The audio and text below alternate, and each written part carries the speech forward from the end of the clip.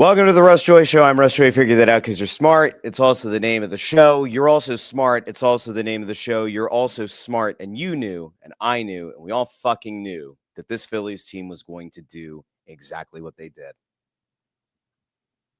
A Game 4 loss, a game that the Phillies very well could have and probably should have won, a game that should have likely forced a Game 5 back in Philadelphia in front of a fan base that would have absolutely loved the opportunity to go out and cheer for this team one more time, even though this team has done everything in their power to take the love that people feel for baseball and grind it up and crush it. And this was a terrible, terrible, terrible way for a season to end. I have to tell you, at the end of this game, the Orion Kerkering play, which we'll talk about, I am not ready to just give a blanket absolution. I'm not going to absolve Orion Kerkering of a boneheaded play, panicked play in the moment with the bases loaded. I'm not going to do that. But it never should have come down to Orion Kerkering throwing the ball to home plate. It never should have come to an 11th inning. It never should have had to come to a point where a Phillies team that scored a single run on the night was playing into the 11th inning. I could make the case that Orion Kerkering shouldn't even have been in the game in the 11th inning. There are questions about Rob Thompson.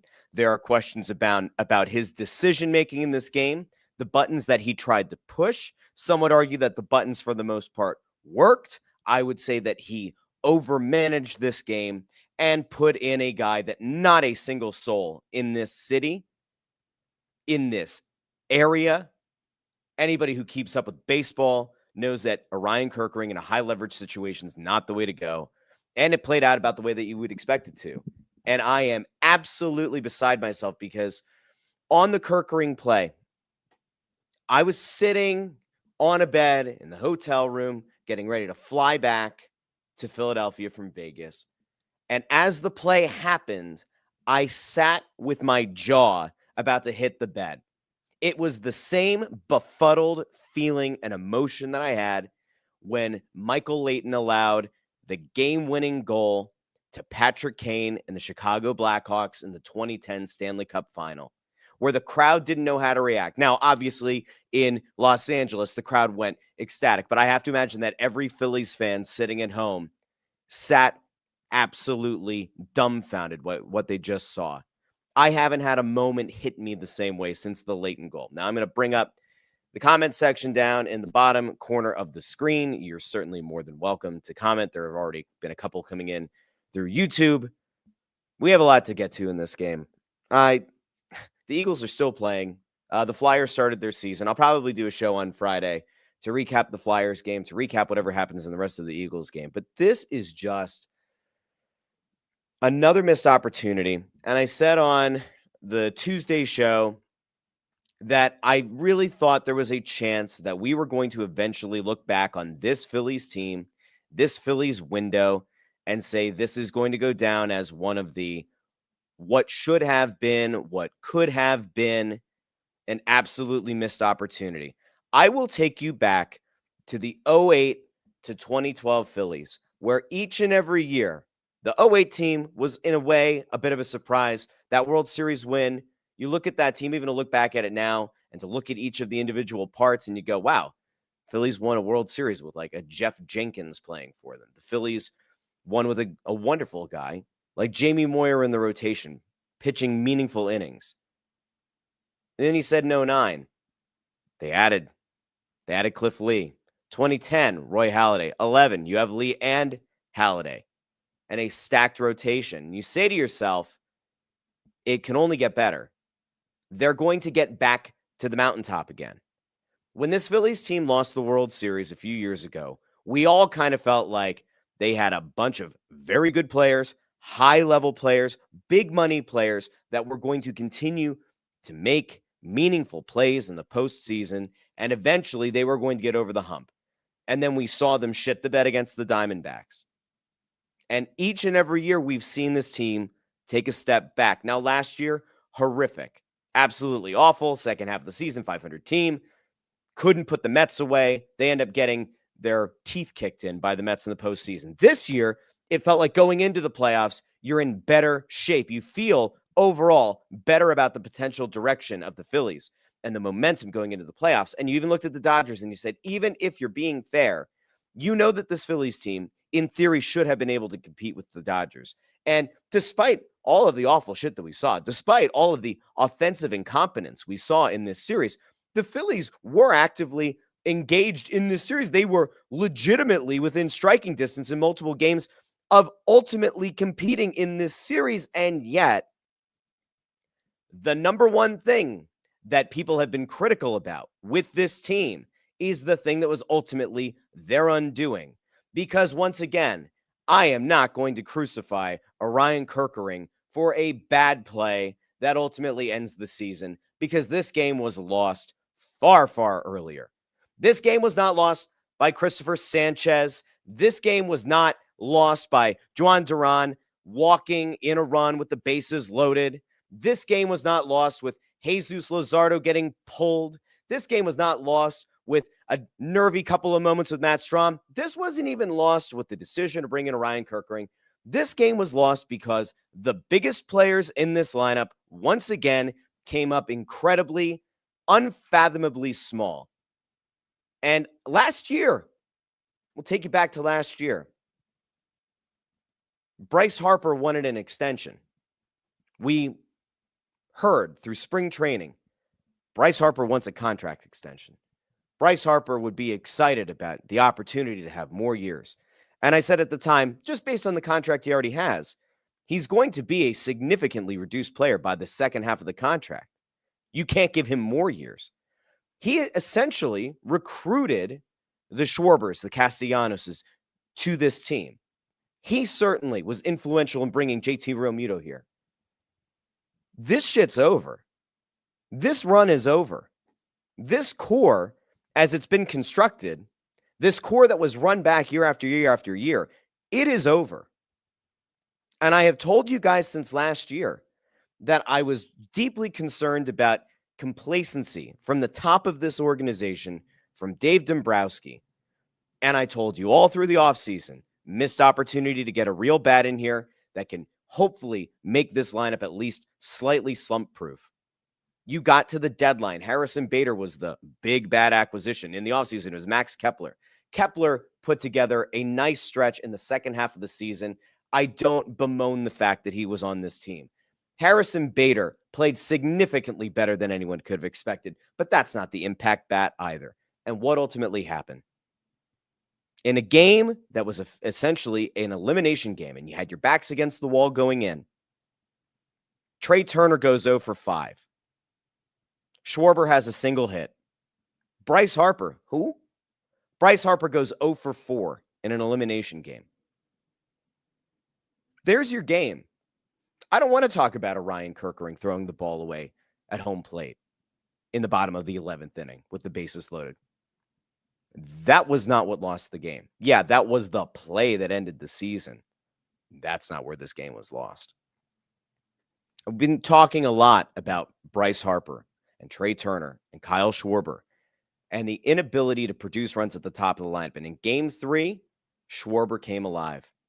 And you started to feel like maybe momentum was going to shift, because if you had a red-hot Kyle Schwarber, maybe it would take a little bit of pressure off of Bryce Harper. And even if you're not going to get the MVP caliber Bryce Harper, if you could get even a remotely mediocre at best player out of Bryce Harper, it would be enough to get you back to Philadelphia for a game 5. They couldn't even do that. I'll go out to the comments, but this is an absolutely disgraceful end of a season, and it is time to make some significant changes. And if Dave Dombrowski gets called into John Middleton's office, and John Middleton says, "Dave, what's the plan?" And Dave says, "Well, it's a good team. It's a good team. You have to be patient. There's a lot of good here. We think that the team is good, John. It's a good, you put a lot of money into the team, John. It's a good team, John. You just have to stay the course. It's going to be okay. We're going to make some tweaks, but the centerpiece of the roster is still good, John."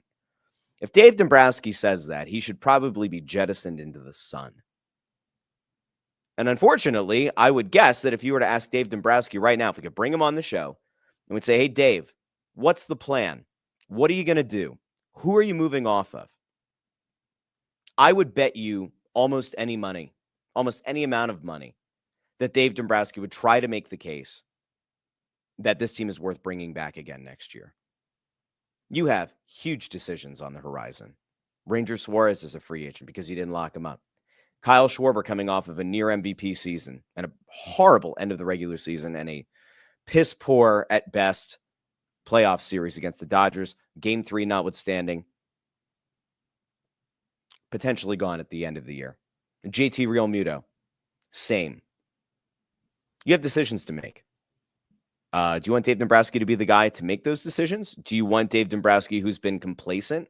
Do you want Dave Dombrowski, who I would argue has committed organizational malpractice by not filling out this roster with a better impact bat in the offseason or closer to the trade deadline? Do I think that the inability of this front office to bring in not just one very good arm in Juan Duran, but a second very good bullpen arm ultimately undid them? Yeah, I think it probably was a big reason why the Phillies lost this series against the Dodgers.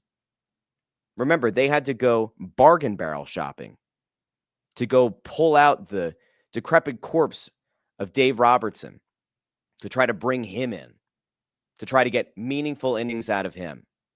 And ultimately, playoffs, it really didn't work. Do you want Dave Dombrowski to run that rebuild? Do you want Dave Dombrowski to run the retooling of this team? I don't. I'll go out to the comments. I thought about actually opening this up to bringing people on so you can air out your concerns. I don't know how I feel about it. You guys can let me know in the comments. Steven over on YouTube says there's a lot of players that shouldn't be back next year at all. I think that's putting it very nicely. Nick DeCristo says, I did a $20 parlay just for the hell of it tonight. I can't believe all 3 teams may lose. That's actually what you should have done. You should have picked all 3 teams to lose. I chose the Flyers to win, mostly as a joke, but they were like, I guess, 8-0-2 in their last 10 season openers, and they opened on the road against the Stanley Cup champion, back-to-back season champion, Florida Panthers. We'll talk about that on Friday's show. We'll get into that game tomorrow. Right now, we are focused on the Phillies, but yes, all 3 teams might lose. We'll see. Jim Cochran says, I know the big bats failed us, but any chance we can get a manager next season that isn't an old man with a little kid nickname? How many more games? As many as it takes, Topper. Rob Thompson might have been the best guy for this core. He might have been. We're not going to just whitewash the history of Rob Thompson as a manager here. We're going to try to be fair. Rob Thompson might have gotten the most there was to get out of this core. But I will once again point out, Bryce Harper was non-existent in this series. A lot of people wanted to kind of point back to historical trends. They want to look at Bryce Harper's entire postseason career as a way to justify his underperformance this postseason. That's not how this works. Don't point me back to 4 postseasons ago. Don't point back to many years gone by. We're looking at this series. We're looking at the impact of a player in this series. Here's the worst part, too. If you think about just how this series played out, how many meaningful moments did Shohei Ohtani have? Right? This comes back to the fact that the starting pitching in this series got the job done for the most part. There weren't like iconic Shohei Ohtani moments in this series.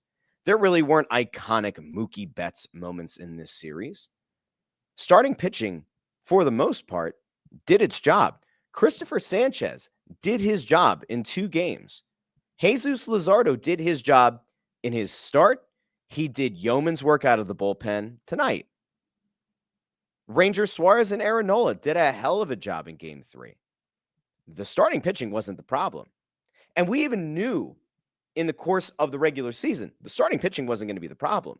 Now, the Jose Alvarado suspension, that certainly hurt.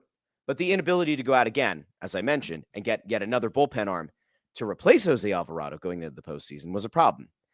The Zach Wheeler injury, the Zach Wheeler blood clot issue, did that throw a wrench into the Phillies' plans? Sure. Did they probably think that they would have Wheeler and Sanchez and then probably Nola as their top three in a rotation going into the playoffs? Yes. Did they probably think they'd be able to use Ranger Suarez and Jesus Luzardo out of the pen? Sure. Was that maybe what they were banking on in not replacing Jose Alvarado in a meaningful way? Maybe. Maybe. But that's why you always have contingency plans. This team didn't have them. Wyatt Busiet says, not a TV smashing moment, but I was standing and I dropped into a Slav squat with my face in my hands. I couldn't even say anything. Stunning. I was the same way. Like I said, it was that absolutely just kind of gobsmacked moment of sitting on the bed. And I think after what felt like an eternity, I said, what just happened? Like, what did I just see? Did I really just see the ball get thrown away like that? And then I kind of thought to myself, oh, yeah, maybe Kerkering, when he went to scramble and pick up the ball, thought he didn't have a play at first base. For some reason, he thought he had a play at home base or at home plate. I don't know what he was thinking, but I'm not going to go after Kerkering. It was a bad play. We all know it was a bad play. He shouldn't have been in the game at that point. Chris Freed says, Philly fans are having a Black Thursday 1929 type night. Everything is crashing. Yeah, it's pretty bad. Where's Herbert Hoover? Kevin at iRock Philly says that 2007 to 2011 era should have won more than one championship. Kevin's right. But that's what my problem has been with the Bryce Harper era of Phillies baseball, is that you don't even have the one championship to show for it. We will undoubtedly look back at like the 2022 to 2025 Phillies and say, with all that talent, how the hell did they never win a championship? And I know it's going to sound hyperbolic, but like, I'm just kind of looking at this from a realistic perspective. At this point, I'm pretty convinced the Phillies will not win a World Series with Bryce Harper. Because I don't know what the fix is. Like, play this one out. JT Realmuto is not the same player he once was. Still a very good player. Still a very useful catcher. Not the same player. Not getting any younger. And there's always the possibility, as is the case with catchers as they get older, that he's going to have to like move to first base. So is Bryce Harper going to move to the outfield so that JT Realmuto can play first base? I'm not so sure. Kyle Schwarber is probably going to command $30 million plus per year on the open market. On a shorter term deal, on a 3 or maybe 4-year deal, can you stomach it? Probably. Because you think about the alternative. If he leaves, what are you replacing Kyle Schwarber with? You have no one in the minors right now who can even come close to replacing the pop that Kyle Schwarber gives you. But is it really the best allocation of funds in a league that, while it doesn't have a salary cap, your owner is probably imposing some version of a cap on the front office? He's not going to spend $1 billion on the payroll. What's the goal? What's the thought? Ranger Suarez should be back. Ranger Suarez should have been extended in the offseason, and now it's entirely possible he will leave. Not great. What's the path to getting to a World Series and winning a World Series with a Bryce Harper-led team? And again, Harper's had some injuries. And on a human level, we will give him a bit of grace that there's a newborn in the house, and that kind of stress can certainly mess with you. And going into a playoff series, no one wants to think about the human side of things, but we will give at least a tiny modicum of understanding to Bryce Harper. And at the same time, an 0-for performance in an elimination game isn't even close to good enough. Not even remotely close. Wyatt also says, Marsh has to go. Keep Bader. Bohm has to go. Keep Stott for defense. Casty has to go. Kepler has to go. Keep JT. Find another catcher. Keep Ranger for the love of God. Well, Marsh Marsh had a really nice second half of the season. Marsh kind of proved why he's not an everyday guy in the playoffs. Bohm, I agree Bohm should be gone. Stott is okay. He's your 9-hole hitter. Anybody who would want to go after Stott after the series is missing the point. Castellanos has another year left at $20 million. He had a clutch hit today. He did. He had a clutch hit tonight. He had like 2 hits the entire series, or 3 hits or whatever the entire series, and 2 of them were doubles.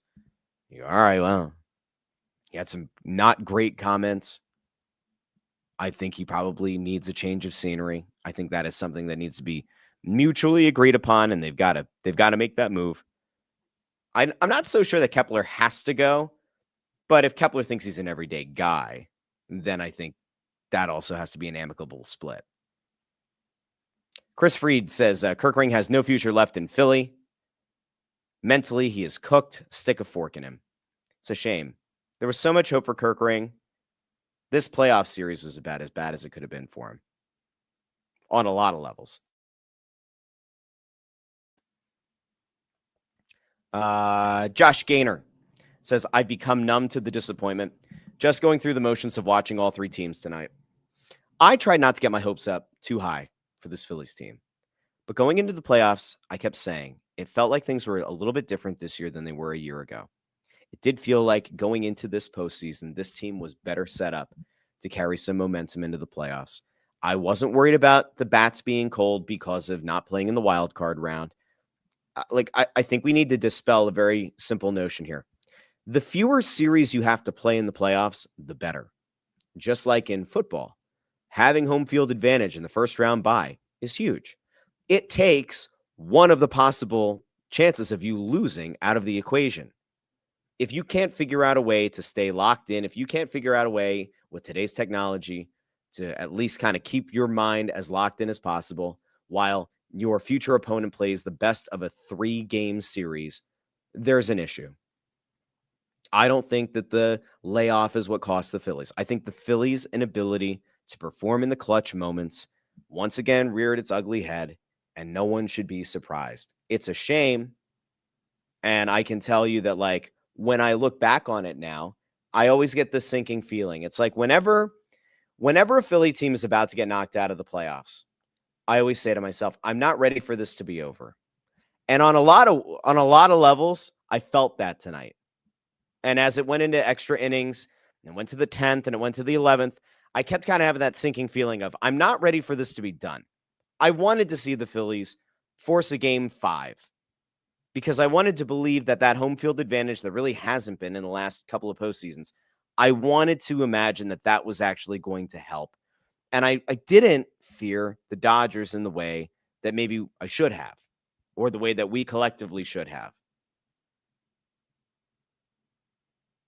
But this is a frustrating one. Like, this is a different level of frustration because you have a bunch of big money guys who either are pending free agents, or you have a guy in like Castellanos who is owed a lot of money on a 1 year, 1 year remaining on his contract, and you're probably going to have to try to figure out a way to move him. Wyatt says they just couldn't hit. Sanchez, Luzardo, Nola, Ranger, Duran deserved better. I agree. And again, I know that there are people who are going to say, well, if Juan Duran comes in a high leverage moment and he doesn't walk the run in, the Phillies win 1-0. Sure. I guess. I'm not going to blame Duran. Chris Reed says the bats are batless. Jim Cochran says the 23 and 24 teams showed us how this would end, but is it over yet, or do we have to run it back in 26 because of awful contracts? Well, if you wanted to, you could let Real Muto leave. I don't love that. Does that mean you're going to have Marchand and Stubbs as your catchers? That's not ideal. If Schwarber leaves, who's your DH? Is Harper going to become the DH? Are they going to decide to go after Pete Alonso to play first base? Is that going to be a net positive over letting Schwarber go? Not so sure. If you move Castellanos, probably whatever you replace Castellanos with is going to be okay. If Castellanos were still like a very productive player and a legitimate everyday player, then you'd regret it. But things have fallen apart with him in the city. I think it's over. I don't see a path. The only way that I think you can win a World Series with Bryce Harper right now is if you bring back Ranger Suarez, you go into next season, you hope that Zach Wheeler gets healthy, and that you just ride having the best starting rotation in baseball again. And you just kind of hope and pray and cross your fingers and tootsie toes that the bats aren't going to die in the postseason, but they will. You almost need to bring in somebody who's like a Bryce Harper equivalent to this team. I don't know who that guy is. No team's going to want to trade that guy. Is there a free agent I'm missing that's like a real difference maker? I mean, nobody thought Juan Soto was going to come here in the offseason. If Juan Soto had been on this team, would he have made a significant difference? Probably not. But at least you would look at it next year and say, all right, you do have somebody on the team who's better than Bryce Harper. Who is actually better in theory? Who's better on this team than Bryce Harper? Schwarber had an incredible MVP caliber season, but like on balance, is he really a better player than Bryce Harper? And are you convinced that he's going to be a better player than Bryce Harper for like the next 2, 3, 4 years? I would guess not. Kevin and Iraq Philly asks, is there now more of a chance you don't bring back Schwarber and Real Muto? I don't know how you can. That I think is the real crux of the problem. And I think that's ultimately where it's going to be really, really difficult for the Phillies to kind of make the case internally that it's worth bringing these guys back. I don't know how you can. But then at the same time, you look at the potential replacements on the market and they're not exactly better. And you don't have anybody internally that you feel better about bringing in. Like, even if you wanted to say, all right, from an outfield perspective, we're going to move Castellanos and Justin Crawford's going to come up. Fine. Here's the problem. Where was Justin Crawford this season? He didn't ultimately come up. Oh, you're going to let Ranger Suarez go. Why? So Andrew Painter can come up? Okay. You guys in the Phillies front office sure made it sound like Andrew Painter, it was a foregone conclusion, was going to be on this team in the second half of the season, which maybe would have allowed you to have Luzardo and Suarez coming out of the bullpen in the playoffs. And then that didn't happen. And the worst part about that one, we didn't even really talk about it on the show. The worst part of that was that Dave Dombrowski had the audacity to go out and say to the media, well, I didn't exactly say he was going to be on the team in the second half of the series. I said that he was going to be available to be on the team in the second half of the season. I didn't say he would be on the team. I said he'd be available to be on the team. Fucking Temu.com, Mr. Rogers. Get out of here. Wyatt says, I think Duran should have faced Ohtani. Right? That was the intentional walk that ultimately led to the walk, the run that got walked in. Says, I think Duran should have faced Ohtani, but we lost because Trey, Kyle, and Bryce did nothing. I would agree with pretty much all of that. I will also give Rob Thompson a slight benefit of the doubt on the decision to walk Ohtani. With a base open and Ohtani at bat, and Ohtani having a relatively bad series by pretty much every metric, you could make the case that Ohtani was due. If Ohtani doesn't get walked in that situation and he crushes the ball into the gap or he hits a 3-run home run and the Dodgers take the lead and go on to win the game, everybody on Monday morning would be ready to go on to Sports Talk Radio and say Rob Thompson's a total buffoon because he allowed Duran to pitch to Shohei Ohtani. Should have known better. You should have put him on. You had a base open. So I'm not going to actually question the decision there. But it did set up the possibility that Duran coming in that moment, in that situation, had no room for error. There was no margin for error. And ultimately, it cost them. Steven says, it's sad how your big four didn't do shit since the series started. Who's almost $1 billion in payroll. I mean, it's horrible. Kevin says, Russ, I hear you about the top 3 in offense, but how did the Dodgers big hitters do? They were not great either. And that is a fair point, my friend. That is a fair point. The Dodgers big hitters also didn't really get the job done. The difference in the series is that the Dodgers, lower half of the lineup, those guys figured out ways to contribute. This Phillies team did not have that. Listen, Bader, I think we can all agree, if he's healthy for the entirety of the series, maybe this looks a little bit different. I think the second that Bader came out, it was just kind of like an oh shit. Because defensively, you're worse without Bader in the field. And also at the plate, Bader has been pretty damn good. Better than expected, better than advertised. It's a shame.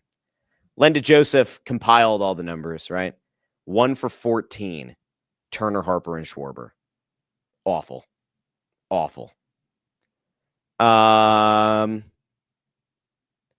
Wyatt says Bryce Harper gets every pitch down and away and goes for it. He went full 2023 Trey Turner.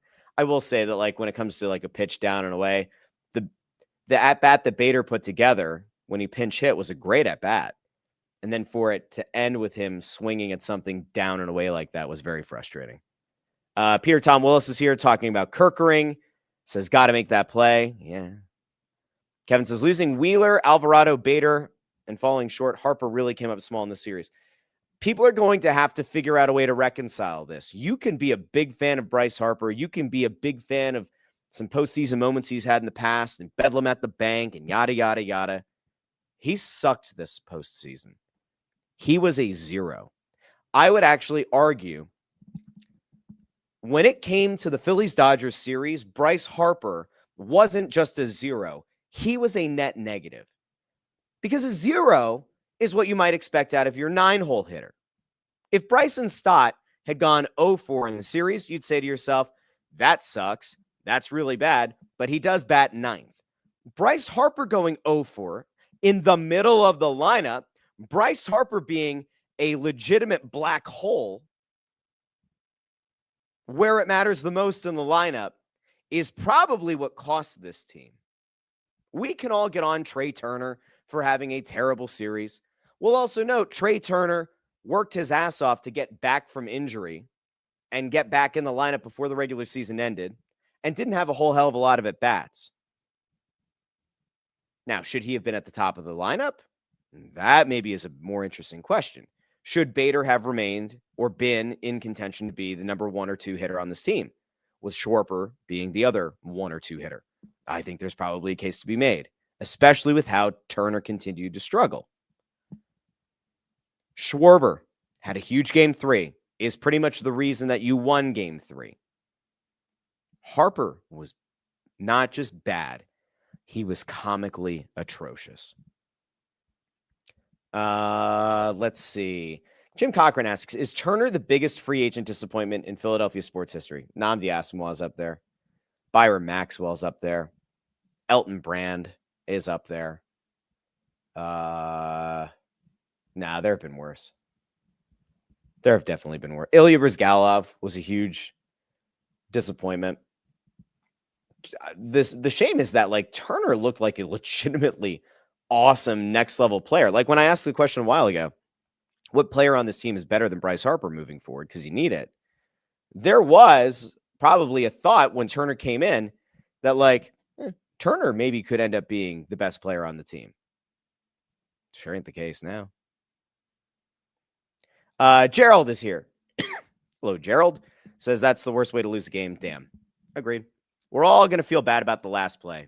But again, this was lost way, way before that. Let's see. Jim says they cannot re-sign Schwarber. No way. Would be a huge mistake. Let's see. There was a Safari Elvis 36. I don't recognize that name. Safari, thanks for finding the show. Like the video, share the video, subscribe. Thank you. Okay. Says ESPN is saying Kerkering is the 2025 biggest choke of the playoffs. It was a bad play. It was a really, really bad play.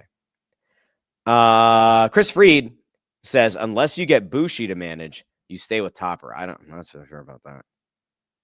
Yeah, not sure.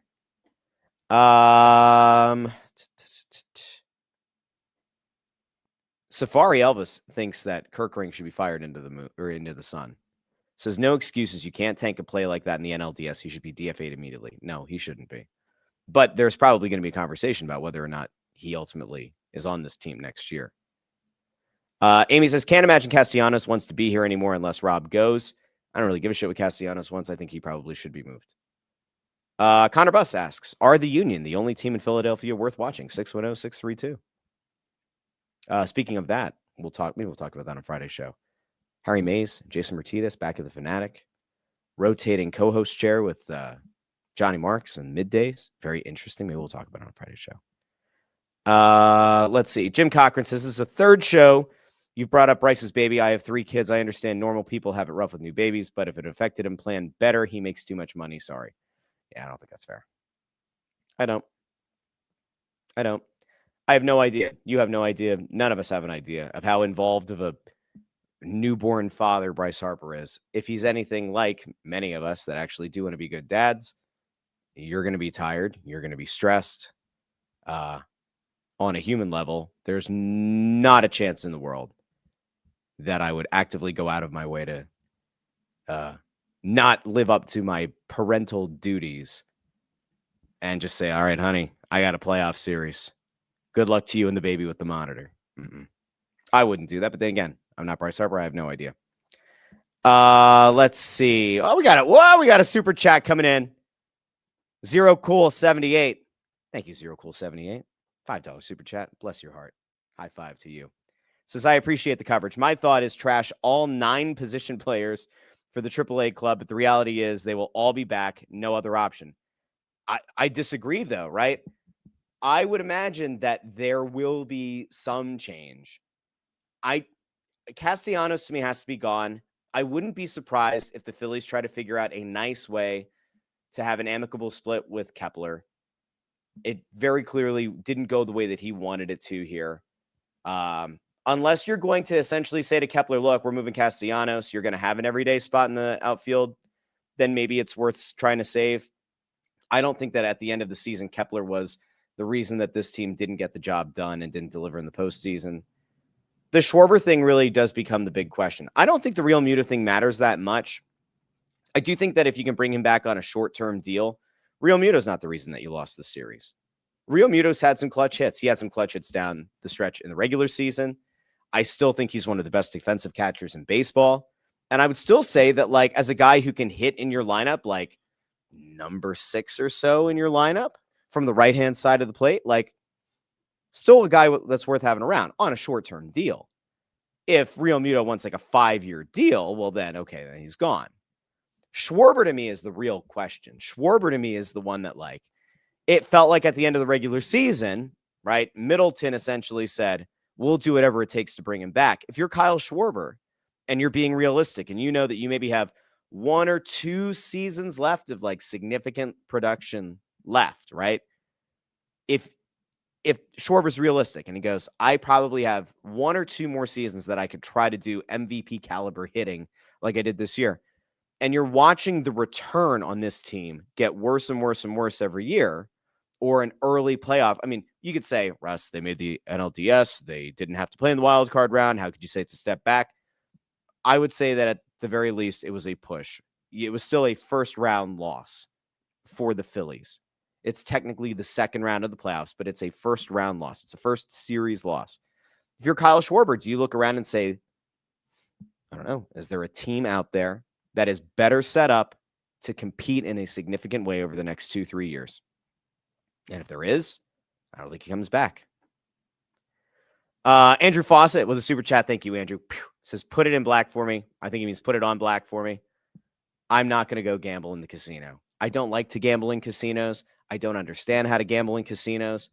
I don't understand it. I thought about putting $10 into a slot machine, which I also don't know how to do, and just hope that I would win money. I don't think that's really a sustainable idea. I thought about playing a few hands of blackjack, and then I remembered that, like, the likelihood of me winning enough for that to actually be fun or worth it, probably not very high. So I probably won't put it on black for you because I also don't know how to play the table games. Ford is here. Ford says, I hate Philly sports at this point. This Eagles team is miserable too. Injuries, sure, but the offense sucks too. Ford, we are not even talking about the Birds right now. We'll talk about them on Friday's show, assuming I can get up early enough and get a show out early enough before I have to fly out of Las Vegas. The plan is to talk about the Flyers' start of their season and to talk about the Eagles game on a Friday show. We'll see if it happens. King Alfred's U.S. descendant says 6 of the last 10 playoff losses occurred with the bullpen blowing a lead or tie in the 7th inning or later. And it's true and it's fair. And again, this is why I've said the starting pitching deserves a ton of respect, a tip of the cap. You cannot walk away from this series feeling like Christopher Sanchez did anything wrong. You can't walk away from this saying that Jesus Luzardo did anything wrong. You can't walk away from this saying Aaron Nola, of all people, and Ranger Suarez did anything wrong. They lived up to their billing. Was there a gigantic Jose Alvarado-sized hole in the bullpen that this team did not address? Yes. Yes. Was there a Zach Wheeler-sized hole in the starting rotation? Yes and no. The starters all performed. I would say that this rotation performed as well as it could have without Zach Wheeler. If Wheeler had been available, it would have pushed Luzardo and or Suarez into bullpen spots, and then you wouldn't have had to go to Kerkering in high leverage situations in this series that didn't work. Maybe you wouldn't have had to go to Strom in the game that Hernandez turns on a pitch, hits it the other way for a 3-run home run. That's a whole lot of ifs and buts. Jim says, even if you don't have big name replacements next season, why lock guys into big money contracts that you know won't get it done in October? Because they don't know what your alternative is. If you say to Schwarber, to Real Muto, even a Ranger Suarez, you say, hey guys, it's been a great run. It's over. If you try to tell that to your fans, hey, it was a great run. It's over.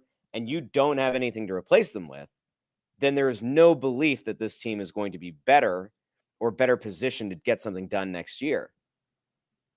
If you're not going to lock guys into big money contracts because you're afraid of their inability to perform in October, but you don't have a realistic plan to replace them with someone who can, then you are essentially saying, instead of even just being a plateaued team that's going to continue to come up small in the first round of the playoffs, you're going to say, well, we're probably going to become a team that doesn't even make the playoffs, maybe isn't even competing for a playoff spot in the final month of the regular season. I don't know if that can help. I don't know if that makes things better. And it's also not like hockey, to some extent, if there's a generational talent available, or it's not like basketball, or even to some extent football, where like, oh, we can have a year where we still have some guys under big money contracts, but like there's injury issues or you're trying to retool and you end up getting a high draft pick that kind of helps to supplement your roster. That ain't happening.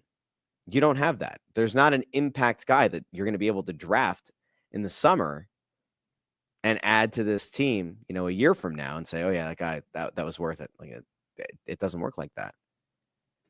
Greg Bondarenko says we need to get a 1993 type Phillies team. Just grit, play hard, and hustle. Have fun too.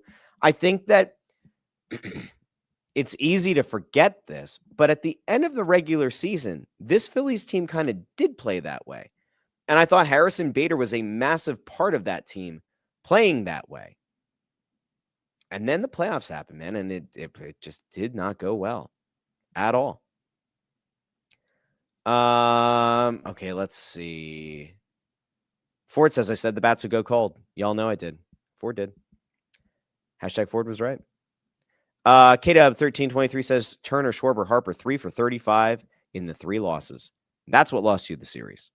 Again, we can have a moment where you say, Orion Kerkering, what the hell were you thinking? I can't even be that mad about it because they shouldn't have been in that situation. It'd be like saying, there's a car careening down the road and it's about to like smash into a field of pumpkins. I'm trying to make this as like least offensive as possible. There's a car careening down the road and it's about to smash into a field of pumpkins, and they're useful pumpkins. They're needed for pumpkin related activities. And then you find out that like it was a sleepy 16-year-old driving the car. And they're obviously fine. They hit some pumpkins and they're okay. But then in the aftermath, are you really mad at the 16-year-old who's sleepy for driving into the field of pumpkins when you find out that the 16-year-old's family kept them up all night to celebrate their 16th birthday or something? This is a really shitty analogy. I can come up with a better one, but not now. Anyway, the idea is, are you really going to blame the person who ultimately was the last touch person, the person who ultimately committed the action that ended the season, ended the pumpkin patch? Or are you mad at everything that happened around it that put that person in the situation? I'm more mad at the Phillies decision makers and at the Phillies lineup for putting Orion Kerkering in the position where he has a total brain fart and throws the ball away. Andrew Fawcett asks, would Robertson have made the same mistake? I will also ask I'll ask this question. Should the Phillies have been in a situation where they would have needed Dave Robertson? Should they have needed him? No. They should have been able to go out and get another arm. And especially when Jose Alvarado got suspended, they should have been able to get another arm. It never should have even had to come down to Dave Robertson. Also, I'm not exactly positive that he wouldn't have just given up a home run. Andrew Bagley over on X says Bryce Harper needs to be called out for being a non-factor in the playoffs. I've done it. You know who has to feel vindicated right now? And I gave her a shout the other day. I gave her kudos on Twitter. But Natalie Eganoff was on this games ago, like about a week ago, maybe a little bit less than a week ago. She was all over it. And it's true. Bryce Harper woefully underperformed this postseason. It was dreadful. And anybody who wants to make him, anybody who wants to try to make an excuse for Bryce Harper is doing so. It's an exercise in futility. It's not worth it. You should stop. Greg Bondarenko says, Phillies team reminds me of the Maple Leafs having a big core group that goes missing in the playoffs. That's kind of fair, actually. Dersh says $925 million for 3 players to get that. Yeah, that's pretty fair. KW1323 says this era of Phillies baseball is most likely over. It is. We can play out the hypothetical again. If you bring back Schwarber and Real Muto and Suarez, and you replace Castellanos, and you replace Max Kepler, are you really making the team that much better? The answer is probably no. If the Phillies thought that Justin Crawford was a difference-making player, they would have brought him up. Because remember, Kepler didn't play well. Castellanos essentially got relegated to be a platoon guy. They didn't believe in Justin Crawford. And if they did, he would have been on this team. So replacing Kepler and or Castellanos with probably Bader, you would imagine they're going to try to bring back Bader and Crawford. I don't know if that makes you better. How much better could it make you? Wyatt asks, if Kyle Tucker makes it to free agency and Dave doesn't sign him, Dave has to be fired the day after Tucker signs elsewhere. I thought, didn't he re-up? Am I crazy? Am I nuts for thinking that he re-upped? I thought he did. I thought he got traded and he re-upped. No? Maybe not. I guess I'm wrong. I'm looking. 1 year, 16. Oh, okay, I am wrong.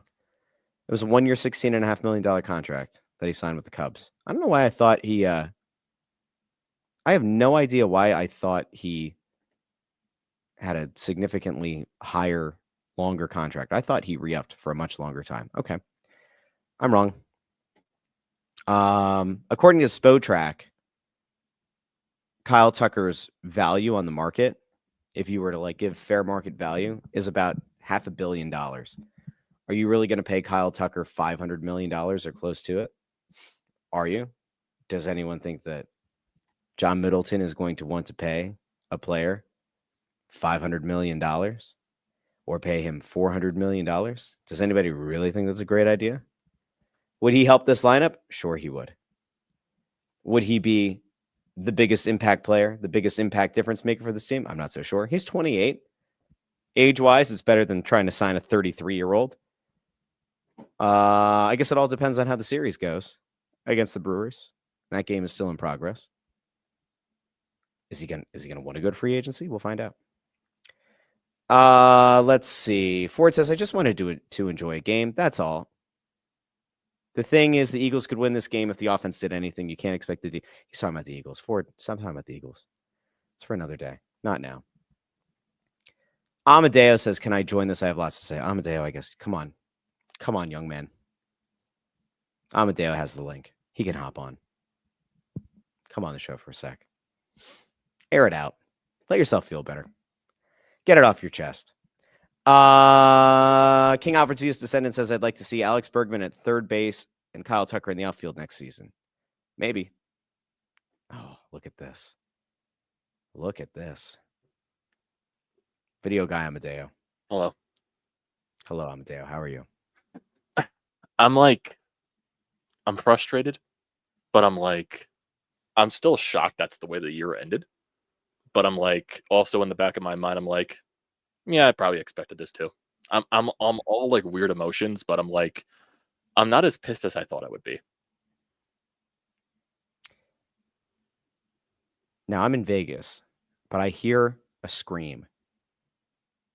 Is Broads recording a show right now? No, he Must be. actually told me something. He's like, he has his plan all set out because of the freaking Eagles and the way how long this game went. So he's doing something for the Eagles first, then he's doing his Phillies thing after. So he'll have a little bit of time to come down off of the anger that he's almost certainly feeling. Well, that's a relief. I feel better for him. I don't know. He knows how to hold his emotions in. That's hilarious. If this had ended on a walk-off, would we have felt angrier? I guess that's the question. Like if Kerkering, instead of having the boneheaded play where he throws the ball away at home plate, and you're just like, holy shit, like what just happened? If this had ended on a walk-off single through the hole, would we be physically angry? Would we feel any different? Would the tone and tenor around free agent decisions coming up, would that feel any different? I'm not sure it would. I think we'd be angry. I think right now we're still in shock because of how it ended. I think it's more, I think we're just all in shock, like you said, just because of the way that the game ended, because he literally just panicked and threw it home for no reason. Yeah. If he just allowed it on a general, like if he walked him or if he just allowed a hit, I think it would just be general frustration that we would all feel. But I think realistically, I think all of us knew once you brought in Kerkering, the game was over. I just didn't think he was going to get out of it. And he could have got out of it. He just threw the goddamn first base. He's not a high leverage guy, and we all knew it. No, he's not. Will Griffin over on YouTube. Hello, Will. Like the video, share the video, subscribe to the channel. Thank you. Says, if Schwarber was staying, he would have signed at the deadline. Winning 100 games is great. If you don't go 1-3 in the playoffs, he's gone, y'all. I'm not sure that he's gone, but at the same time, what's the same thing I've been saying for a while, Amadeo? Middleton can say he'll pay him whatever it takes to keep him, which maybe he will, maybe he won't. If that were the case, I think he would have been re-signed in the offseason. I just tend to think, with no inside knowledge that this is true, but just a human reaction to how this did and did not play out in a contract negotiation, I have a feeling that Dave Dombrowski royally fucked up the Kyle Schwarber situation. So much so that Schwarber and or his representation walked away from the table and said, we will go to free agency in the offseason. I tend to think that Dombrowski lowballed Schwarber, and that Schwarber was like, all right, well, we're kind of done here. Or the agent said, all right, then we're done here. And then Schwarber went out and put up a near, like what would have been in many seasons, an NL MVP season. The shortcomings in the postseason aren't going to adversely affect his value on the open market. They're not at all. He's going to get 30 plus million a year. I'm not sure it's going to be here. Middleton could offer him the moon and the stars, but I mean, you can offer him a lot, but he doesn't have to take it. I don't know. I've had a feeling that Schwarber wasn't going to resign here for some reason. Just the entire year, it just felt like, and especially with the way that the season that he'd have almost MVP and all that stuff, 50 plus home runs and all that. Someone is going to offer him 40 mil. Someone's going to offer him 40 mil. I don't think that's 40 seems. I think 40 seems insane. It is, but it is Major League Baseball. Teams will League Baseball. Teams will cough up for a guy that had a career year, and they will overpay for that.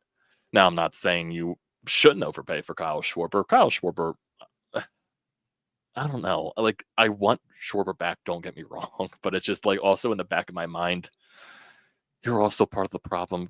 Just go play in Cincinnati, dude. I know that's where you want to play. And it's just, there's so many things with this team. I know they have so many free agents. Like this entire series, if I just look at the main guy, like the main group of guys that have been here for a while. Yeah, Bryce, Kyle, Trey, Nick, JT. JT, out of that entire bunch, he was the only one to have a hit in every single game. He was probably their most consistent batter. Oh, here you go, by the way. Still not good enough. Sean Doherty says JT refused to talk about free agency after the game. Oh, boy. I would expect him to not address it. Like, that's not the point. Like, the point is we just lost again. Yeah, it's not Pete Alonso where you immediately say I'm opting out of my contract. Correct. It's like this just went sideways again. Like not great. Yeah.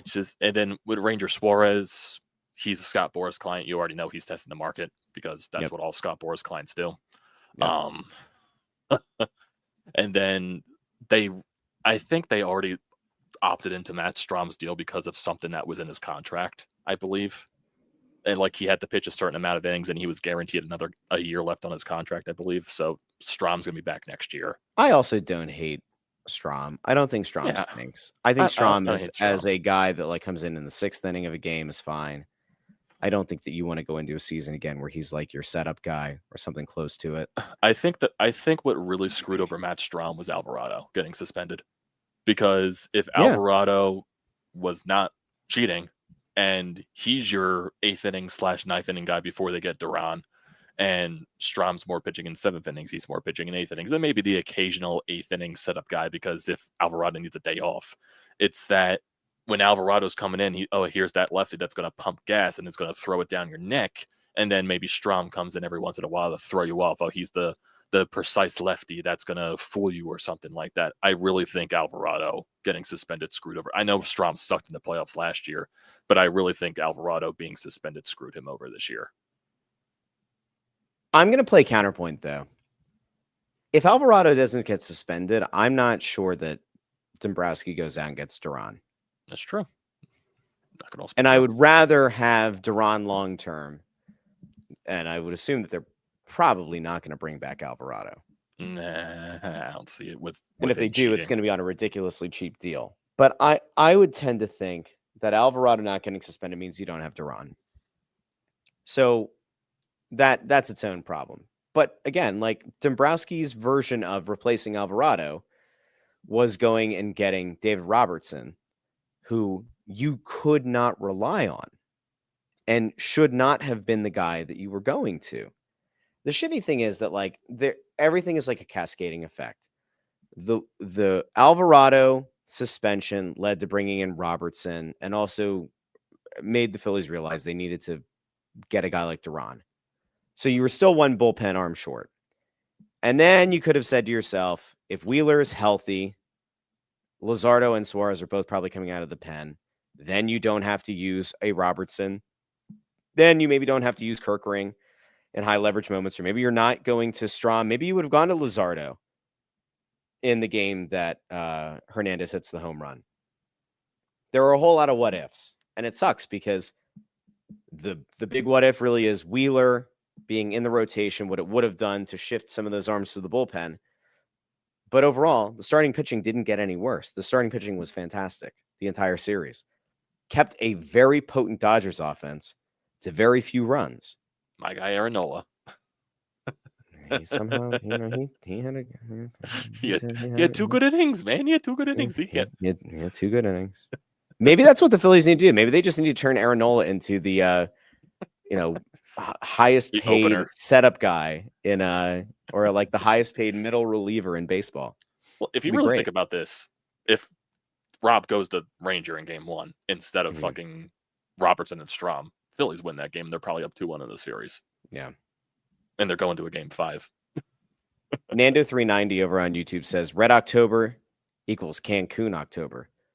I think it's fair to say Red October, more like Dead October, because this lineup, they were cold, they were dead, and they are never coming back, folks. They are dead, they are dying, they are deceased. Speaking of dead, the Eagles are also dead. They're losing 34-17. Oh, go Birds. Banner night. Oh, here you go. K-Dub. All-time banner night in Philly sports tonight. Oh, man. Anybody who put the 3-leg Philly hater parlay together, you're feeling pretty good about it tonight. But hey, we can all be positive about one thing. Dan Vladar looked good. Dan Vladar. We'll talk about him on Friday's show, assuming there is a Friday show, if I actually do it. JH says, in all caps, holy shit, fire Topper tonight and trade the team. Where do we trade the team to? If you remember, the A's originally were in Philly. The A's don't really have a home right now. Could we trade the Phillies for the A's? Would it be a good trade for Philadelphia? Yeah, they're already built. 610. They're already building the ballpark in Vegas. The Phillies will have a ballpark there. If you trade them, Phillies would have a ballpark to go to. The A's could come back here. Yeah, Who you just says got to no? you just got to remodel the bank after the A's. Ford with a good question. Where is a man supposed to turn to go have fun with sports? Everywhere we turn, it's shit. Wise words. Wise words. I don't know. Is this a more depressing day, or is it the one where the Phillies lost the World Series and the Union lost the same day? That was a terrible night. No, that's an all-time horrible night. Losing the World Series and MLS Cup in the same day was horrific. And then also, MLS Cup was like 2 minutes away from being the Union's, and then Mbaizo lost Gareth Bale on the far post. Yeah. And then I think that's the only time I watched a Union game in my life, and I'm like, what the hell? Yeah, don't watch them this postseason. The Union deserve to have a nice run. Maybe all of this negativity is because the Union are going to go and no. If you've been a Union fan for the past like 12 years or whatever of the team being a thing, you know how this ends. They get to the semifinal and they die, or they somehow get to the final and they choke it away. But maybe it'll be a good Union postseason. JH says super duper excited for them to make no offseason moves and then run it back next year and be surprised when they choke out in the postseason again next year. I mean, that does kind of feel like it's in play. Let's see. Greg Bondarenko asks or says the best thing I'm happy about is the starting pitching on the Phillies, and asks, can we use Nola the way we use Jamie Moyer? Jamie Moyer was the shit.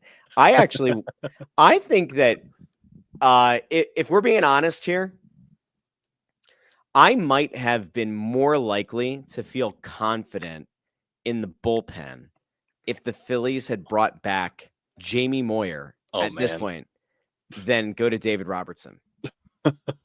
How old is Jamie? Is he like in his 60s now? I think Jamie Moyer has to be in his 60s, right? Because was he 48 when he pitched for the Phillies? He didn't get to 50, right? I was going to say he was 58. He's 62. He is 62. Okay. So Jamie Moyer's 62. I would feel better about Jamie Moyer in this bullpen than David Robertson. He was 45 years old when he pitched for the Phillies in 08. There we go. And he pitched with the Phillies through age 47. Jamie Moyer was a stud. I want to see his postseason numbers, actually. He was a freaking stud. You're looking up the Jamie Moyer stats? Yeah. They were great, man. I got to see his playoff numbers in 08. I want to see. I was at okay. I was gonna take a little gander at his postseason only, but you do you, honey boo boo. Okay, 2007, he had a good game against Colorado, 1.5 ERA. 2008 against Milwaukee, he had a 4.5 ERA. He got the loss though. Against the Dodgers, he was not good, but against Tampa Bay in that World Series game at home after that very long rain delay, very good, very good. So he stepped up when he needed him to. Let me see real quick. He pitched in two NLDS series in his career as a Philly. He had a 2.7 ERA across the NLDS. Yep. The NLCS, he had a 2.57. Sorry, that was the ALCS, 2.57. 40.5 ERA. The NLCS. He only pitched 1 in the third inning and gave up 6 runs. All right, so let's be nice. And that was against the Dodgers. So everybody just chill out. Then he went 6 in the third against Tampa Bay, allowed 3 earned runs. Correct. Jamie Moyer, bona fide stud. Wasn't that the game where he also stuck his By the way, out? Ammo's telling you, don't make fun of 62-year-olds. Nobody's making fun of 62-year-olds. I'm not making fun of you, Dad. I'm not. No. Is that your dad? That is my dad. Oh, Papa. Video guy Papa Deo. Papa Deo. Oh, yeah, there it is. JR97. Jeremy Roenick's here. What's up, JR? How you doing? Says Thompson is the worst X's and O's manager we've ever seen. You're damn right. Well, no. I think Gabe Kapler might have been worse. Whoa. Does that count? Whoa. Connor Bus says it's so over. Yeah, it's not good, guys. It's not good. Okay. Let me see if I could like find a little bit of a positivity. Can I try to find a little bit okay. There was a time not long ago, it was a season ago, where the Braves looked like they were going to be entering an all-time window. of being a team that was going to perpetually be in the NLCS, probably battling the Dodgers for a spot in the World Series. And this year went horrific. Like, it was a terrible season for the Braves. Now, they probably feel like they can rebound next year. This Phillies team is at a very critical juncture with significant free agents coming up, with no real quick fixes available in the offseason, at positions of great need. I have no idea what's going to happen. The Sixers offseason I thought was going to be pretty simple, right? Like, they were going to mostly run back the same team. The Sixers also benefited from getting VJ Edgecombe, who I think is going to be a good player for them, who can be an impact player because it's basketball. The Flyers don't have Porter Martone in the opening night roster, but he will probably play for this team in his second year after being drafted, because hockey's different, and he's a very good player, and he's at a position of need, and he'll probably be on this team next year. Baseball doesn't work that way. I have no idea what they're going to do. Last year sucked, but you could also look back at it and say, well, these guys are all under contract. They're going to run it back. This is a very weird place to be, because I think there is a non-zero chance that Kyle Schwarber leaves, and it's not because the Phillies cheapskate him now. I think the Phillies probably undervaluing and offering below value to Kyle Schwarber last offseason might be the thing that does them in. And there's probably a sour taste after seeing how this postseason played out. Yeah, I could definitely. I would think the only argument that's really against like the Phillies still being competitive next year is the starting rotation. Granted, we don't know what the health of Zach Wheeler is going to be like next year, coming off of his blood clot and everything like that. But Christopher Sanchez put up a Cy Young caliber season. Jesus Luzardo had a fantastic end to the season, and he was a stud in the playoffs. So there's something really good to build off there. I don't expect Aaron Nola to be as bad as he was this year. I feel like that's just too extreme. I do think Taijuan Walker's going to be gone next year. You sweet boy. Hey, I'm a Nola guy, so don't judge me. Taijuan Walker, you brought him up. Taijuan Walker's an interesting guy. I don't think he'll be back next year. I think he's gone. I think. You know what's interesting about Taijuan Walker, though? What? So Taijuan Walker had a spot on this postseason roster. He did, right? Remember that? He pitched in Game 3, a game that they won 8-2. He pitched 2/3 of an inning and gave up a run. And he's a highly compensated pitcher. And they gave up a spot on the postseason roster to him instead of having another bat that maybe could have given them a little bit of flexibility late in games. Good roster management on that one. It's also Walker Buehler was on the roster. They didn't use him at all. That was another thing I was honestly shocked about. And even when they were talking about Nola being the starter for Game 5 or whatever, I was like, Walker Buehler pitched well for this team down the stretch, like when he had his opportunities. He knows this roster. Like, why did Walker Buehler not get into a game? I thought that was a very strange choice. Will Griffin says, as a huge Harper and Schwarber fan, even before coming here, I honestly feel like they've peaked with the Phillies. Side note, if you allowed it, Darth Vladar was a badass, just got bobbed. That is fair. We'll talk about, all right, listen, I will do a show on Friday where we'll talk about Darth Vladar. Maybe we'll talk about whatever the hell happened in the Eagles game. Oh boy. The Flyers did have their first game of the season. I want to go back and like rewatch at least some of it because the Phillies had most of my attention. Excuse me. And the Flyers had a good amount of my attention, but not all of it. I had a 3-screen setup today for this. I'm in the hotel. So this hotel has 2 TVs. So it's a suite. Thanks to my company. Wonderful people. So the living room has a TV, and it's an open floor plan into the bedroom, which also has a TV. And then there's one in the bathroom.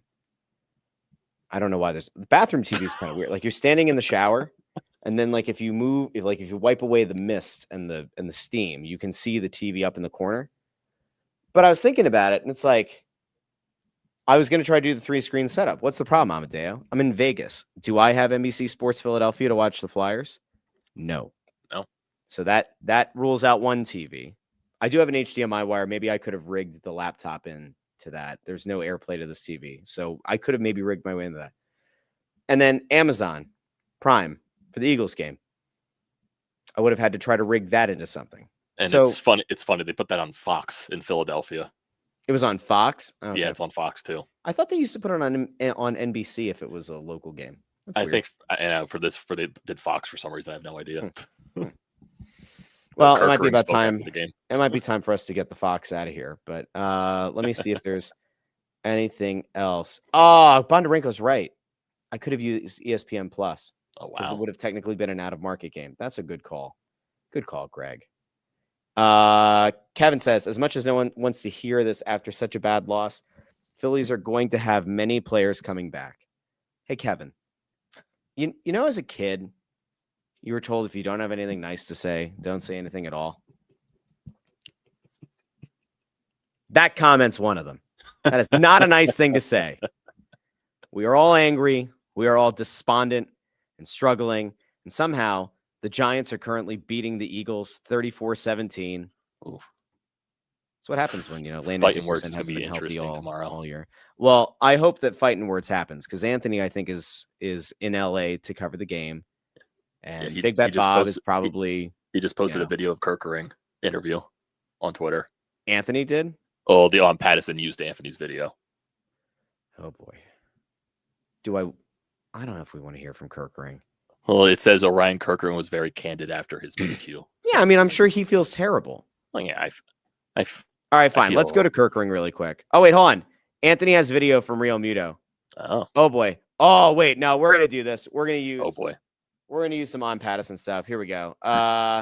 First, let's go out to Bryce Harper talking about Rob Thompson. So, obviously, the media a narrative around Rob Thompson and how he's to blame, not the big money players who, once again, didn't perform in clutch situations. All right, let's go out first to Bryce Harper. This is Bryce Harper post-game a little bit ago, talking about the future of Rob Thompson as the Phillies manager. Let's go out to Bryce. How you doing? How you doing, Captain Ofer? When you get this close, there's pressure on the manager. Do you think Rob is the right guy to continue leading this team forward? I love Topper, man. He's done a great job for us. I don't know what the future holds. I have no idea. I think that's a Dombrowski question. But obviously, we love Topper in here. He's been great for us. But I think that's, like I said, that's Dombrowski. That's a Dombrowski question. I like that he didn't call him Dave. That's a Dombrowski question. Not a front office question. That's a Dombrowski question. Okay. He does say that they love him, so that's good. Not a lot of pandering in that statement, though, huh? Question. After game 2, Bryce Harper said that he boos himself when he gets out. Did anybody see Bryce Harper boo himself tonight when he went 0 in an elimination game? Can somebody go back and check the film? Did Bryce Harper boo himself like he said he does when he gets himself out? Was there any active booing? Did he go yell at himself in a mirror going 0 in an elimination game? Here's a joke. Why didn't he have the elimination gear that he had for the rivalry series? He has his elimination series gear. Let's go out to Trey Turner. There's going to be discussion about Rob's future. Do you think Rob is still the right guy to lead this team? 100%. Turner's really quiet. He says, yeah, 100%. He's great, man. I've been blessed with a lot of good managers in my career. I've probably played for 4 or 5 now, and they've all been really good, and he's right up there with them. He's got all the qualities. He keeps it even keel all year long, and I think he, like I said yesterday, a little bit blends the old school and new school, and he's willing to adapt and change and do different things, and I don't think he can ask for more. So I hate to do this, but I guess I'm going to take this stance, right? I think Rob Thompson made some kind of boneheaded decisions with the bullpen. He was playing the cards he was dealt. The bullpen pieces that he had available to him were provided by Dave Dombrowski. I will note that I think it was really stupid to go back to Kerkering in a high leverage situation, especially after it didn't work earlier in the series. I think that's fair. I don't really care if the guys like Thompson. Somebody has to do a very neutral analysis of whether or not he's the right guy going forward. But this is still tough. And by the way, the Kerkering thing is a very big blind spot because it really does feel like literally everyone knew Kerkering should not be in that situation, and yet he was. All right, let's go to JT. This is JT Real Muto, pending free agent. All these guys are getting questions about Rob Thompson. Real Muto is going to be a free agent. So the two guys we'd probably want to hear from about it were Kyle Schwarber, JT Real Muto, maybe Ranger Suarez, but here's JT. JT, you want to be a Philly? Want to be back? Do you expect to be back? I'm not here to talk about free agency. Don't ask that question right now. Does it affect the way you feel with these guys right now, knowing that, unlike Nick who's under contract, but it may be different for you? And I'm thinking about losing a baseball game. That's what it feels like right now. The last thing I'm thinking about is next year. If you want to ask me about this series or my teammates, like I understand that, but I haven't thought about next year yet. Do you want to be I'm actually going to tell you this. I think that this is a much better quote to hear than to read. I'm going to play this again. back? Do you expect to be back? I'm not here to talk about free agency. Don't ask that question right now. If you check the body language and the facial expressions throughout this clip, I think he's especially pissed for a whole myriad of reasons. Oh, yeah. I do not view that as JT Realmuto saying that he wants to leave. I also don't view it as him saying he wants to bend over backwards to be back. I think he's taking this very hard. And I think that's okay. That's what you want a competitor and somebody who's like a team leader. That's how you want them to react. Yeah. The question about, did it sound? I don't know. I couldn't tell if that was Marcus Hayes that asked the follow-up. I mean, you just, hold on. Oh, boy. Oh, yeah, it's definitely Marcus Hayes. Oh, boy. All right. So here we're going to play the Marcus Hayes thing. Cause this will give you an idea of like what kind of goofy ass take Marcus Hayes is going to write tomorrow for the Philadelphia Inquirer at inquirer.com, not philly.com. JT Realmuto is leaving Philadelphia. Why JT Realmuto was selfish by not answering My question. whether he wanted to be back. All right, here you go. This is the Marcus Hayes question. Does it affect the way you feel with these guys right now, knowing that, unlike Nick who's under contract, but it may be different for you? And I'm thinking about So it's actually not the dumbest question, but it's a way to try to get the initial answer. So the first guy who asks about free agency, Realmuto was very pissed off about it, said, don't ask me that question. Marcus Hayes tries to kind of shoehorn in a similar question, asking if the way that he's reacting to the loss is impacted by knowing that he's not under contract, unlike Nick Castellanos. So he's trying to get the same answer, but trying to wedge it in a different way. That's a savvy veteran move. losing a baseball game. That's what it feels like right now. The last thing I'm thinking about is next year. If you want to ask me about this series or my teammates, I understand that, but I haven't thought about next year yet. Now, if you want to be a cynic, you could look at that and say, maybe he knows that this is it, and he really likes this team and he likes these guys, but he thought that this team should have gone farther. I don't know. It could be a lot of different things. Now, let's get to the guy who, again, on this show, I am effectively absolving of a lot of blame, even though he ultimately is the one. The ball came out of his hand and past JT Realmuto, and the season ended. Here's the shitty thing, too. You know that there are going to be people who are going to say horrible things to Orion Kerkering. You know that if he has social media, people are going to send him horrible, horrible things. And I hope nobody does. But there are a lot of dumb losers in this world who will. Kerkering is the least of your concern, or should be probably the least of your concern. I've seen people doing it the entire week. The Bryce and his kids and all that stuff. I've been seeing it all week. People are losers. Here's Orion Kerkering post game. We'll try to break in and out of this, but let's go to Orion Kerkering. He's been a stand-up guy. Let's hear what he has to say about the final play that ended the season. Shit off my foot. Just kind of, once that pressure got to me, I just thought it was a faster throw to JT, a little quicker throw than trying to cross body at the Bryce. So just a horse shit throw. Yeah. Did you? Okay, so he explained the rationale. He thought he could get a quicker throw to home plate to JT than to go crossbody to Harper, which means that even as he breaks it down after the fact, he doesn't think he really had a play at first base. Bryce, so just a horse shit throw. He called it a horse shit throw, so he's taking accountability. Did you hear them telling you to go to first at all, or were you just in the moment? It wasn't even just in the moment. Yeah.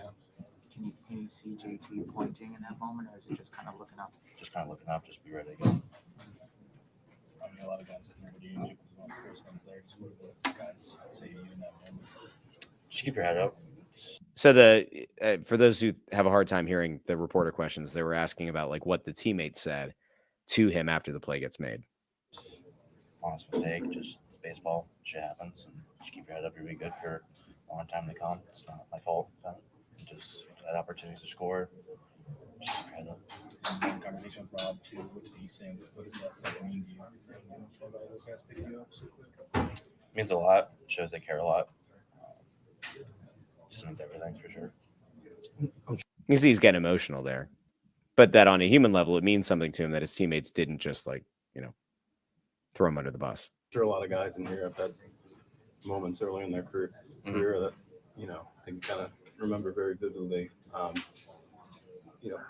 much do you think you can use this kind of in the off season to for good? For sure. Yeah, a wall with a tennis ball for sure. But yeah, just kind of keep going with it. Hopefully it started a long career. Just keep back in my head of this really fucking sucks right now, but hopefully keep pushing and get over this hump. Keep pushing. It's about as honest as you could have had. You feel bad for the guy. I do, at least. Like, he's still young. There are 2 times there that he reiterated that, like, one, his teammates told him, you're going to have a long career. And then you hear him talking about how, like, when he's going into the offseason, he's just got to keep telling himself that, he wants to have, he plans on having a long career.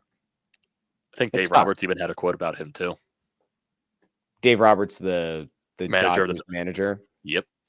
Do you have the quote? I think. Yeah. Let me see. I just had it not that long ago. Kerkering. Look at you go.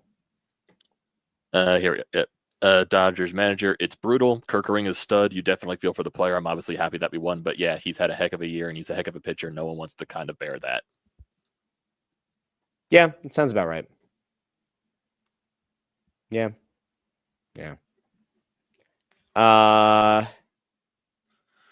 Eagles officially lost, so the 0-3 nightmare is complete. Oh, here you go. We got Rob Thompson addressing Orion Kerkering. Do you want to go out to Topper? Does anybody want to hear from Topper? Let's hear from Topper, because this might be the last time we hear from him as the manager of the Philadelphia Phillies. Let's hear what Lyndon B. Johnson's doppelganger has to say. I'm not saying that Rob Thompson is Lyndon B. Johnson, but I will point out that I've never seen them in the same room. Let's go out to Topper. Just keep his head up. He just got caught up in the moment a little bit. Coming down the stretch there, he pitched so well for us, and it's I feel for him because he's putting it all on his shoulders. But we win as a team and we lose as a team. All right, I have to take it down, obviously, because there was some footage there from a game. You know how YouTube loves that. Yeah. So I don't think, like, if you could go in the locker room right now and have off-the-record conversations with this team, I really don't think that the majority of these players would be blaming Orion Kerkering for the loss. I think they all know that they lost this as a team. Oh, yeah. So I think they all clearly understand it's top 3 guys. I think they understand they're the problem. Yeah. The past 3 years. Yeah, it's brutal. Okay, well, unfortunately, for the second year in a row, I have come out to Las Vegas while the Phillies are playing in the playoffs. And I think this is the second year in a row that I have had to do a show from Las Vegas bemoaning the end of the Philadelphia Phillies season. Like, I'm actually going back right now to look at this time last year because the dates almost perfectly lined up.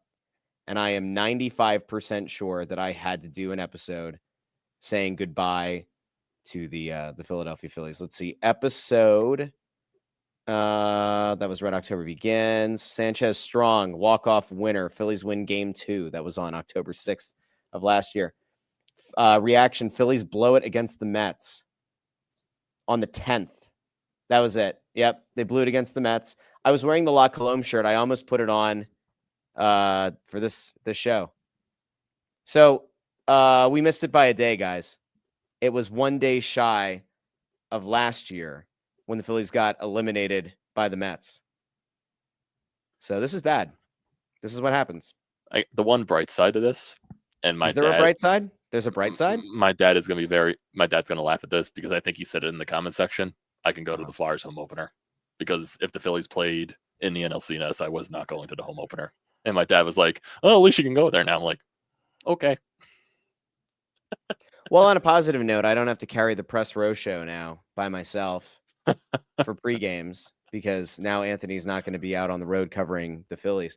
You know, I actually do blame Sanfilippo because we were looking at our schedule because we're doing the radio show every Wednesday. Isn't the first one this Wednesday? It'll be the upcoming Wednesday. What's that? The 15th, right? Yeah, I believe so. I think it's the 15th. If I'm correct, I'm pretty sure next Wednesday's 15th. Yep.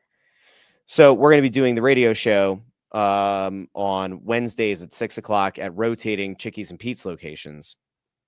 And Anthony was looking at it and he said, "Russ, I hate to say it, but between that and the press row show and I don't know how I'm going to do it all. I don't know how I'm going to juggle it. The Phillies are going to have, if the Phillies go to the World Series, like there's going to be a lot of games that I'm going to miss. There's going to be a lot of games that I'm going to have to, we're going to have to figure it out, Russ. I don't know what we're going to do."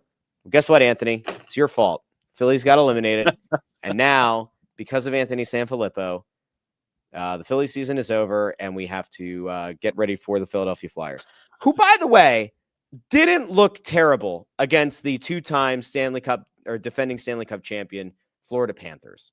So Friday, I will try to do a show before I fly out of Vegas. We'll recap the Flyers game. We will recap how Dan Vladar looked. We will recap the Eagles' loss. And if we don't do the show on Friday, I'll do one on Monday where we can recap all of it. I think it actually, to some extent, I almost feel like it's better to wait until Monday and have a little bit more of a sample size of Flyers games before we really start diving in on the Flyers. But let me see. So Saturday, the Flyers are in Carolina, taking on the Hurricanes. And then Monday night is the home opener. Interesting. I would assume Ersson plays on Saturday. Maybe not. We'll see. Unless Taka goes to Vladar again with how good he played. Yeah. Well, we'll see. Will we be there for the press row show on Monday? Who knows? We'll find out soon. And on that, it's time to end. Everybody have a great night. Thank you to all of you who tuned in on YouTube, Facebook, and X. If you haven't done so already, like the video, share the video, and subscribe on YouTube. That's really where it matters the most. If you like to listen to the podcast feed, that's totally fine as well. We love and appreciate you as well. Leave a 5-star rating on Spotify. Leave a 5-star rating and review over on Apple Podcasts. You can, of course, also listen on Amazon Music, Pandora, wherever you get your podcasts. Big thank you to Video Guy Amadeo. Big thank you to each and every one of you. As JH says so beautifully, the pain is over. Hey, the Phillies can't hurt you anymore. The season is over. Talk to all of you very soon here on the Russ Joy Show. Until then, I've been Russ Joy, but you knew that already because it's the name of the show. Talk to all of you very soon here on the Russ Joy Show. Have a great night, everybody.